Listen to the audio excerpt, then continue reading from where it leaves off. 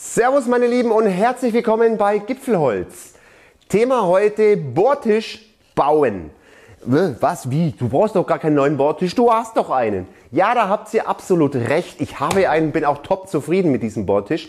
Aber viele von euch da draußen haben vielleicht schon gemerkt, dass ich meine komplette Werkstatt umbaue, neu organisiere und so weiter. Und dort gibt es einfach Veränderungen. Und dann dachte ich mir, warum nicht einfach nochmal einen neuen Bohrtisch bauen und euch da mitzunehmen. Da gibt es schon einige Videos drüber, aber jeder baut es ein bisschen anders. Und dann schaut da einfach mal, wie ich das Ganze bauen möchte. Ich meine, der alte Bohrtisch ist überhaupt kein Stress gewesen. Ich habe da zwar keinen Anschlag mit Schienen und so weiter, aber ich habe hier einen Anschlag, den habe ich einfach mit Zwingen befestigt. Links eine, rechts eine, festgemacht und fertig. Opferbrett habe ich dann meistens eins noch mit draufgelegt und es hat auch super funktioniert. Aber wir bauen jetzt einfach mal neu und ich nehme euch dazu mit. So, wo soll man denn überhaupt anfangen? Ich würde mal sagen, einfach mit der Platte. Ihr müsst natürlich erstmal grundsätzlich entscheiden, wie groß eure Platte werden soll. Meine wird 400 auf 500 mm groß. Das passt, das ist für mich eine gute Arbeitsgröße. Und diese Platte, das ist eine Multiplex-Platte, 18 mm stark. Davon habe ich 2 Stück. Das sind Reste aus dem Baumarkt, das sind Abschnitte von irgendwelchen Sachen, sind auf jeden Fall günstiger, als wenn man sie neu kauft. Schaut da einfach mal nach, ob ihr da auch was findet.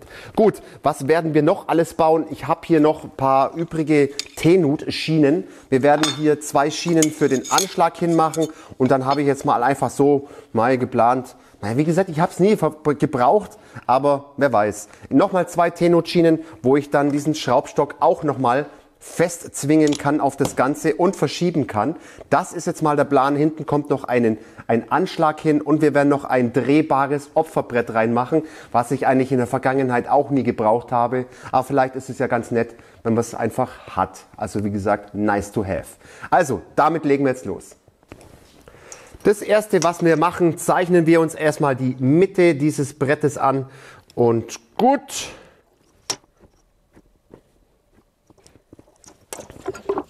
Dann ziehen wir hier nochmal einen Strich mit dem Winkel, damit wir wissen, wo auch die Hälfte hier ist.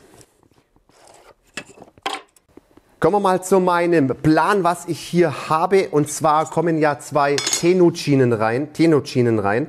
Einmal kommt hier eine hin, einmal kommt hier eine hin. Dann kommen noch 2 T-Nut-Schienen auf diese Höhe circa rein. Das ist jetzt nicht circa, sondern das hat es damit zu tun, diese 2 sind für den Schraubstock gedacht. Und der Schraubstock hat von Mitte zu Mitte hat der 12,5 cm. Der andere Schraubstock, den ich da habe, exakt genauso.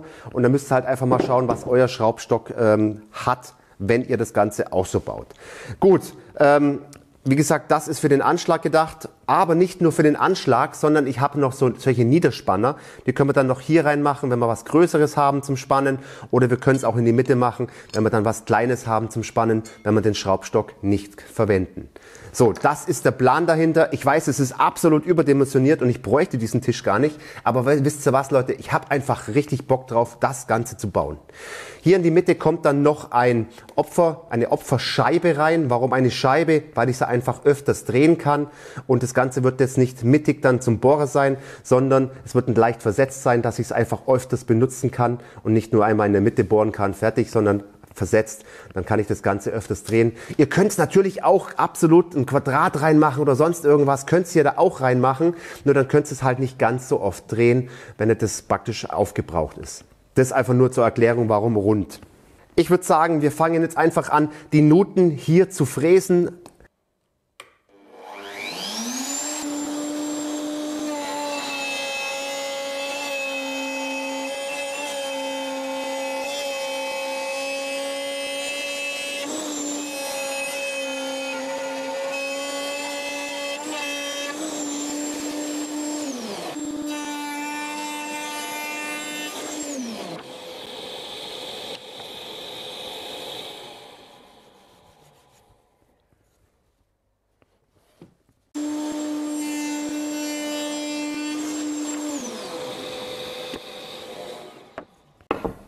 Die Tenutschienen, die passen perfekt jetzt rein, die werden wir aber später verschrauben.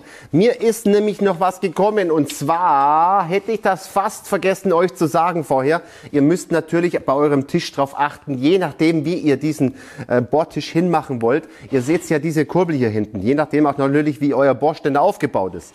Das ist jetzt hier nicht so vorteilhaft, das heißt, ich werde, wenn ich den Tisch jetzt so hinmachen würde, mit der Kurbel anstoßen. Das heißt, wir müssen dann noch eine kleine Aussparung machen, um die Kurbel auszusparen, damit ich den Tisch einfach noch hoch und runter kurbeln kann. Also bitte achtet drauf, das werden wir jetzt einfach noch nachträglich reinmachen und die T-Nut-Leiste dann kürzen.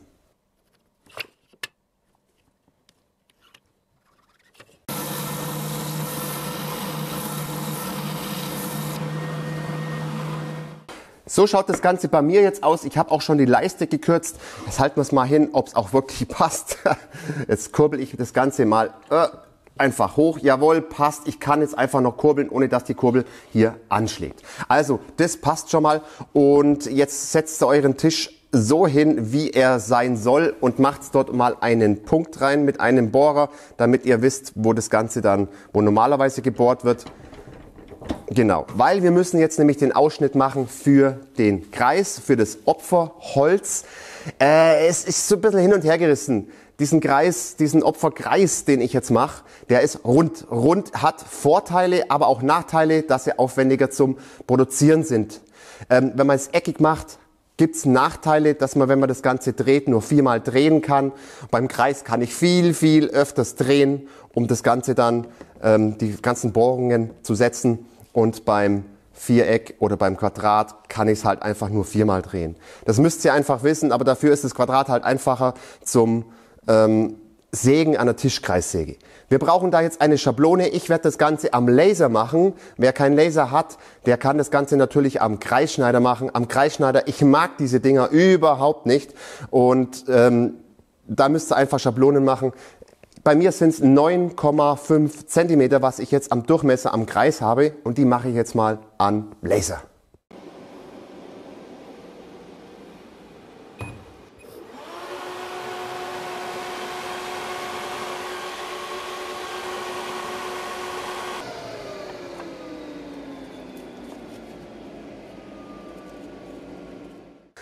Das geht ratzfatz am Laser und der Kreis, der dreht sich auch noch schön, wackelt auch nicht viel und das ist perfekt mit dem Laser. Wer natürlich jetzt einen Bündigfräser, sage ich, einen Kreisschneider hat, der muss sich jetzt erstmal sein passendes Kreis aussägen und dann muss er sich noch eine zweite Schablone bauen mit dem Kreisschneider, einen Kreis aussägen, der absolut hier schön reinpasst und sich drehen lässt. Alle anderen, die natürlich ein Viereck haben, überhaupt kein Stress, Tischkreissäge, fertig. So, jetzt nehmen wir mal unsere Platte her. Ich habe es schon mal angezeichnet, wo ich das Ganze haben will. Ihr habt es ja hier gesehen, hier ist der Bohrer, der normalerweise kommt an der Stelle. Und jetzt ist es ja so, wenn ich das Ganze jetzt mittig machen würde, deshalb erkläre ich das euch mit dem Kreis schnell, mittig machen würde, dann würde ich ja immer hier an dieser Stelle reinbohren. Das ist ja nicht Sinn und Zweck, sondern es ist ja dann so, dass ich diesen Kreis extra nach unten oder nach oben, je nachdem, wo euer Anschlag dann sitzen wird, versetzen werde. Und dann würde ich theoretisch an dieser Stelle hier zum Beispiel circa bohren. Ich achte darauf, dass ich da mindestens einen 50er Forsterbohrer reinmachen kann. Aber alles, was größer ist, werde ich ein großes ein Opferbrett benutzen. Und jetzt seht ihr schon diesen Unterschied, wenn er das Ganze versetzt macht. Denn wenn ich jetzt hier reinbohre mehrfach, kann ich den Kreis einfach viel öfters drehen als ein Quadrat. Weil dieses Quadrat kann ich ja praktisch nur 4-mal drehen und das war's. Und bei diesem Kreis, da kann ich ja viel öfters drehen. Das werden wir jetzt aber auch machen. Das heißt, ich werde da hier das Ganze jetzt anzeichnen, hab's ja schon angezeichnet, werde mit der Stichsäge vorsägen und werde es dann mit dem Bündigfräser, werde ich es hinkleben und mit dem Bündigfräser dann schön rund fräsen. Das gleiche ist dann mit diesen Ausschnitten hier, die werde ich natürlich auf die gleiche Stärke natürlich auf ein Holz machen, vorab schon mal ein bisschen rund aussägen, werde es draufkleben mit dem beidseitigen Klebeband und werde das Ganze dann am Bündigfräser, an der Tischfräse schön rund fräsen.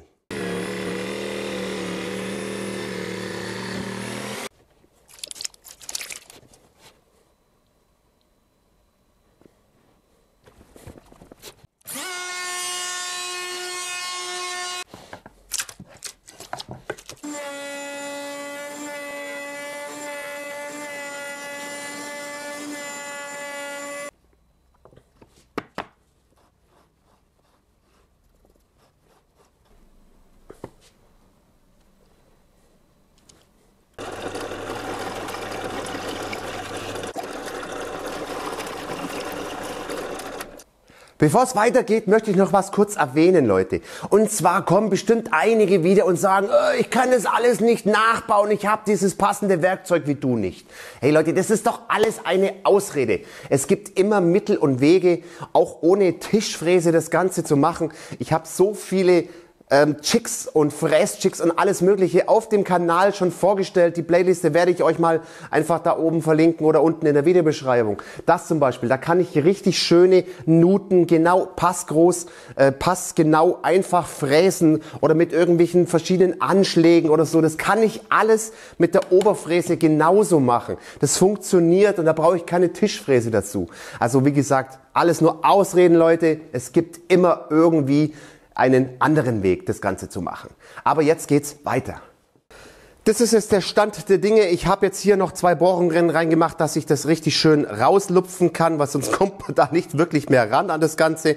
Und ich habe schon die andere Platte drunter gelegt. Also wir werden das Ganze, jetzt können wir es nämlich aufdoppeln, dann können wir auch die Schienen verschrauben, weil so ganz so kurze Schrauben, ich habe da nicht wirklich viel Fleisch, um die Schiene zu verschrauben. Dann werden wir das noch aussägen, damit es auch noch passt. Das werden wir dann auch noch mit der Bündigfräse machen, vorab ausschlägen und so weiter. Das werden wir jetzt alles nochmal angehen. Das heißt, wir werden das Ganze auch jetzt miteinander verleimen und verschrauben noch zusätzlich und werden diese Platte dann schon an unserem Bohrtisch anbringen, an unserem Bohrständer anbringen und dann geht's weiter mit dem Anschlag.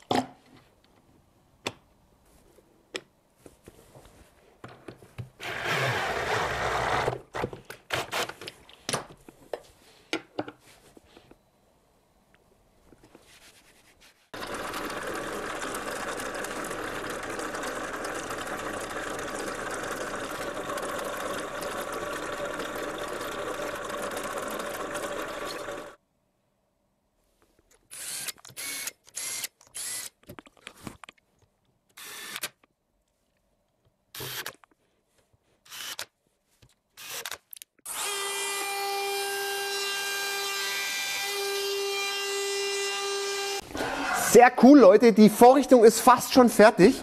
Ich habe noch Eindrehgewinde unten reingemacht, um sie dort festzuschrauben. Wie ihr das Ganze natürlich festschraubt, das müsst ihr an eurem Tisch selber schauen. Also, das noch gemacht. Diese Eindrehgewinde habe ich mit dieser Vorrichtung reingemacht. Diese Vorrichtung ist richtig cool. 90 Grad, exakt, super sauber. Habe ich ein Video dazu gemacht, werde ich euch natürlich da oder da oben einfach nochmal verlinken oder unten in der Videobeschreibung. Schaut's mal drauf, ist richtig cool. Gut, wir werden jetzt noch einen Anschlag bauen, den wir dann verschieben können. Und dieser Anschlag hat dann auch noch eine T-Nut-Leiste dran, um 2 Stopper auf jeder Seite hinzumachen, wenn wir was bohren wollen. Aber jetzt kommt's Wichtige. Bitte achtet drauf, wenn ihr das Ganze baut. Jetzt schaut mal, dreht den Tisch genauso in die Höhe hin, damit schaut mal, wie weit das Bohrfutter runtergeht, dass noch ein kleiner Bohrer reinpasst. Der kleinste Bohrer vielleicht. Und das reicht absolut aus. Und dann müsst ihr darauf achten, schaut's mal, was passiert mit dem hier, mit dem Anschlag. Wie hoch ihr diesen Anschlag machen müsst. Denn sonst schlagt sie am Anschlag an und das wollt ihr natürlich nicht. Also bitte achtet darauf. In meinem Fall sind es 60 mm, was ich jetzt Höhe machen kann. Und den werden wir uns zusägen, werden dann noch eine kleine Aussparung machen. Genau, das mache ich auch noch. Eine kleine Aussparung für das Bohrfutter, damit ich näher mit dem Anschlag einfach hier rankomme. Ihr wisst, was ich meine. Ihr seht es ja selber, wenn ich mit dem Anschlag runterkomme, stoße ich am Ding an und kann jetzt nicht ganz exakt am Rand bohren. Deshalb möchte ich da noch eine kleine Aussparung haben, damit ich mit dem Bohrfutter einfach mit dem Anschlag näher ans Bohrfutter rankomme. Das werden wir bauen, also seid gespannt.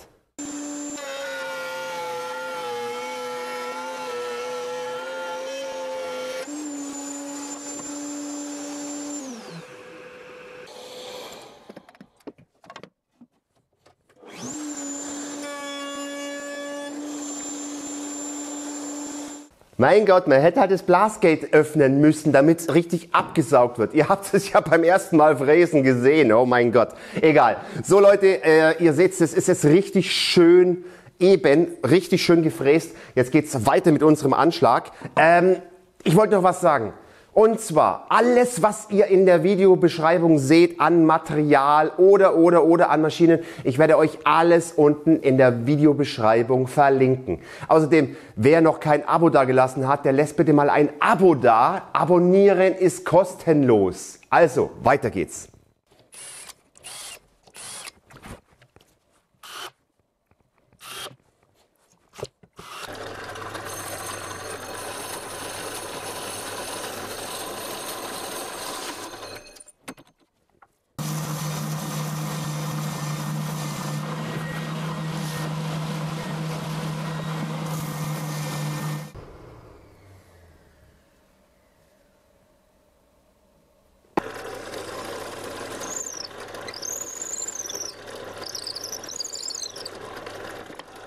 Leute, er ist fertig und ich finde ihn richtig cool.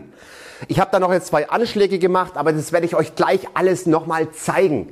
Eure Meinung interessiert mich. Was habt ihr für Bohrtische? Baut ihr euch welche? Habt ihr schon welche? Wie nutzt ihr das Ganze an der Ständerbohrmaschine? Muss es so aufwendig sein wie dieser oder reicht auch eine ich sage jetzt mal einfache Variante, wie ich ihn früher gehabt habe, mit 2 Zwingen dran machen und so weiter? Damit bin ich klargekommen. Alles in Ordnung und es würde mich mal interessieren, was ihr darüber meint. Schreibt es mal bitte unten in die Kommentare rein. Ich werde ihn jetzt mal schnell hinbauen, dann werde ich ihn euch zeigen und dann reden wir mal drüber, was ich vielleicht jetzt auch an diesen Bohrtisch jetzt noch anders bauen würde. Angeschraubt ist er. Mir gefällt er jetzt schon mal auf Anhieb richtig cool. Und jetzt schauen wir mal, was vielleicht auch sinnvoll ist und was er für Funktionen hat. Also Funktion 1, ihr seht, wir können hier diesen Schraubstock bewegen, wie wir wollen und können das Ganze mit Sterngriffschrauben einfach festschrauben. Gut, dann tun wir den jetzt einfach nochmal raus. Wir haben jetzt Niederhalter, die wir auch in dieses hier rein tun können, also in diese Schienen hier rein tun können, wenn wir zum Beispiel was Kleines haben. Bei diesem Niederhalter, ganz ehrlich, also ich werde euch natürlich alles, wie gesagt, verlinken, aber ich denke mal, können wir die uns nicht mal selber bauen? Ich werde da mal schauen und vielleicht fangen wir mal an, solche zu bauen. Wäre bestimmt auch mal ein cooles Projekt, oder was meint ihr? Gut, also wie gesagt, man kann die auch da rein machen und jetzt haben wir hier, tun wir die auch mal raus. Und jetzt haben wir dann hier, seht ihr, diese schöne Scheibe, die wir dann hier drehen können und natürlich durch diese 2 Öffnungen auch super leicht rausnehmen können. Ich habe hier nochmal 2 Anschläge hier hingemacht, die man auch noch schön verschieben kann. Auch noch ganz toll. Alles mit Sterngriffschrauben. Ach, apropos Sterngriffschrauben, so Noppel, die würden auch reichen. Ich habe noch genug da, ich weiß auch nicht, ich habe so viel auf Lager. Und wenn man jetzt die selber machen will, die könnt ihr auch selber machen. Das ist nur Heißkleber, kostet euch ein paar Cent und eine Schraube. Und ja, die schauen vielleicht nicht ganz so schön aus, aber funktionieren genauso. Werde ich euch auch mal gern noch verlinken, dieses Video. Ihr seht jetzt hier auch diesen Ausschnitt. Das hat damit zu tun, wenn ich jetzt weiter vorkomme, dass ich einfach mit dem Bohrfutter einfach richtig schön runterkommen kann, damit ich auch ganz nah am Rand bohren könnte. Also das würde ich euch definitiv auch noch empfehlen reinzumachen. Gut, diesen Anschlag können wir natürlich auch noch verschieben, wie wir wollen, bis hinter. Ist auch kein Stress. Macht es bloß nicht zu dick oder zu stark, dann habt ihr nicht so viel Auslage hinten. Und das passt auch. Sterngriffschrauben kann man wieder festschrauben und gut ist. Jetzt kommen wir mal zur Oberflächenbeschichtung. Das ist jetzt ein Punkt, was ich vielleicht noch anders machen würde. Ich habe gedacht, nimmst Multiplex, das reicht, alles in Ordnung, kannst verleimen miteinander. Ich würde euch Siebdruck eher empfehlen, dann könnt ihr es aber nicht mehr verleimen, dann müsst ihr es verkleben miteinander, diese Siebdruckplatten. Denn ich sage jetzt mal so, ich sollte das Holz vielleicht noch einlassen mit dem Lack, mit dem vernünftigen, dass die Oberfläche nicht ganz so schnell dreckig wird. Gut, es ist ein Bohrständer, mich persönlich stört es nicht, wenn er dreckig ist. Aber vielleicht den einen oder anderen mit der Siebdruckoberfläche ist es dann doch ein bisschen sauberer, sagen wir mal so. Ich bin mal gespannt, wie er dann nach einer Zeit lang ausschauen wird. Aber wie gesagt, ich kann ihn ja nochmal mit Lack einlassen, dass da nicht ganz so viel Schmutz reinkommt. Also das ist das Einzige, was ich vielleicht noch ändern müsst. Aber denkt dran, Siebdruckplatten könnt ihr nicht miteinander verleimen, die müssen verklebt werden. Das Einzige, was man noch machen könnte, das habe ich jetzt noch nicht gemacht, ist, diese Ecken könnte man noch abrunden. Ich weiß schon, vielleicht steht euer Bohrständer ja so blöd, dass man dann immer irgendwie dagegen springt oder so oder aus Versehen dagegen springt. Deshalb könnte man diese Ecken einfach noch mal ein bisschen abrunden, einfach einen Radius hin, schleifen, sägen oder was auch immer. Also das auch noch nur als Tipp. Jetzt bin ich mal auf eure Meinung echt mal super gespannt. Wer noch Fragen hat, kann es gern auch in die Kommentare reinschreiben. Braucht man so einen Bohrtisch? Ja und nein. Ich kam mit meinem alten Bohrtisch echt super klar und es hat auch genauso funktioniert. Aber es ist natürlich jetzt nice to have, wenn man so einen schönen Bohrtisch einfach mal hat.